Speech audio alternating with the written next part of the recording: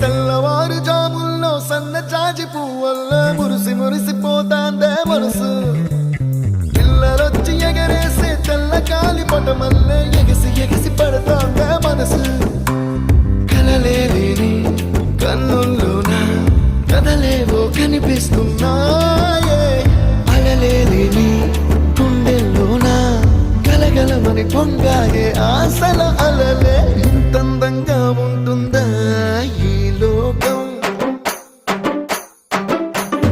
ఇన్నాళ్ళు ఈ మనసుకి తెలియాలేదే పాపం